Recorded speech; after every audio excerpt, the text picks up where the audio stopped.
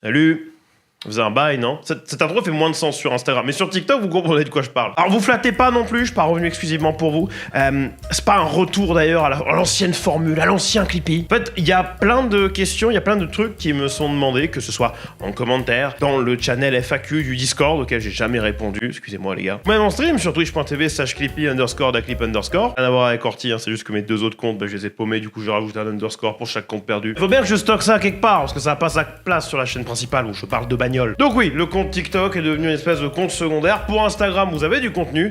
Et sur YouTube, vous regardez SDC. Bref, ceci est un beau bordel. Et pour célébrer cette nouvelle ère, ce grand lancement, on va dire ça comme ça, je vais enfin, plus de 2 ans après que ça m'a été demandé une première fois, vous parler de mon setup, de ce que j'utilise pour bosser, en tout cas dans cette vidéo-là, exclusivement pour bosser. Puis éventuellement, on parlera de ça là, le rig de turbo enculé derrière là. Bref, installe-toi, mets-toi bien, ça va durer entre 5 et 45 minutes. C'est ici que la magie se crée. Je passe un temps absolument indécent sur ce putain de bureau et dans cet espace. Et pour m'aider dans cette tâche ardue qui est la création de contenu, j'ai 2 PC. Ouais, je sais, gros flex. Celui du dessous, c'est exclusivement pour les simus et pour le travail en règle générale. Et celui du dessus, lui, il fait exclusivement tourner les jeux. Bien pratique pour délester la charge de travail de celui du dessous pendant les streams. Et oui, avant que tu poses la question, il est effectivement sur roulette. Et oui, mon sol est dégueulasse. Ça, c'est l'emballage d'une barrette de rame en dessous, là. Et c'est du scotch, ça, je crois. Du coup, c'est bien pour ça qu'on a 2 claviers et 2 souris, mais pas pour ça qu'on a 2 écrans. Le PC de stream allant directement dans une carte de capture et étant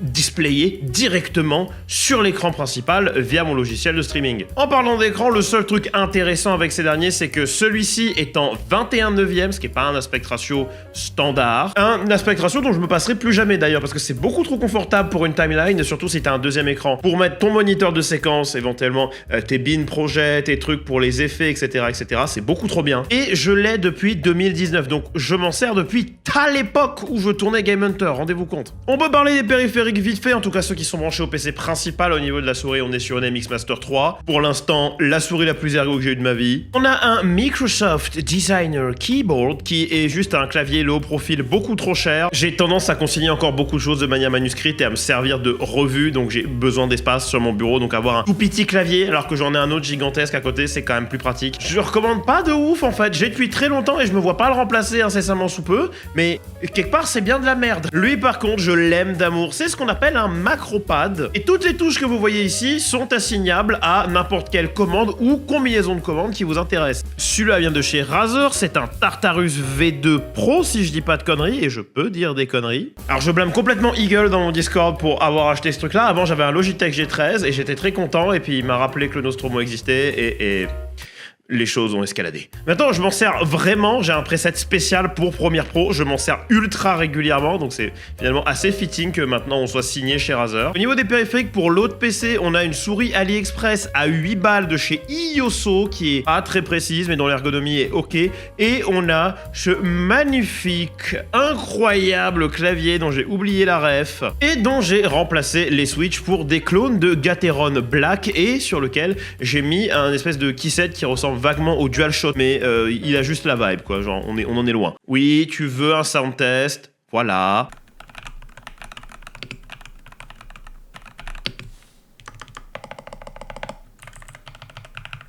En parlant de son, l'interface que j'utilise, c'est une Behringer Xenix Q502 USB qui est branchée à un Shure SM58. Au niveau de l'interface, je voulais juste un truc robuste que j'allais pas immédiatement me dire « Ouais, en fait, je suis trop limité dans mes options. » Et il y a sûrement mieux, j'en doute pas, mais je suis très content avec celle-là et je pense que j'en rachèterai pas une autre, genre ever. Même au niveau de mon Shure SM58, qui est un micro qui coûte pas excessivement cher, je vois pas, là tout de suite maintenant, à part en traitant phoniquement cette pièce, ce que je ferai pas parce qu'on déménage bientôt, ce que je pourrais vouloir de plus au niveau du son. Pour moi, c'est largement suffisant pour du contenu qui est de toute façon consommé sur téléphone. Parce que je comprends qu'on n'ait pas tous les moyens pour un casque de chez Superlux, le HD 330, qui n'est pas du tout une copie de casque Behringer. Le son est ok, genre vraiment largement suffisant pour ce que je fais. Les oreilles de chat viennent de chez Razer et j'étais forcé parce que French Fry m'a obligé.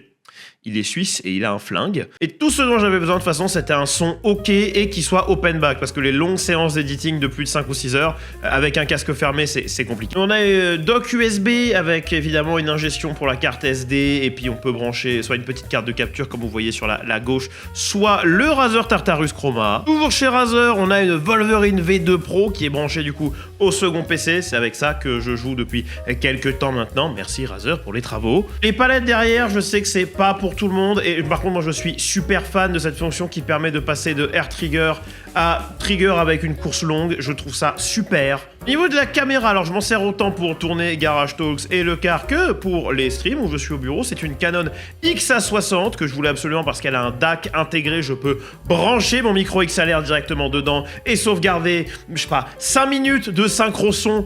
Elle a une focale d'enculé comme vous êtes en train de le voir, c'est juste un cheval de bataille. Oui, c'est pas un Sony A7, j'ai pas le bokeh, je m'en branle. Dans le registre des caméras, voici la Inkycam, qui est donc une PS3 Eye caméra que j'utilise pour que vous puissiez monitorer le sommeil du chat pendant qu'on stream. Le panier du chat provient de je sais plus, Lidl ou Amazon, l'un des deux. Et le chat a évidemment sa propre chaise, tout comme moi, qui est une pas chaise Razer, parce qu'elle arrive, elle est sur la route, mais j'ai un coussin orthopédique pour mon cul, qu'on vendra 500 balles sur Patreon. Et c'est à peu près tout. Merci d'être passé. Kiss, garde la pêche, abonne-toi à tout.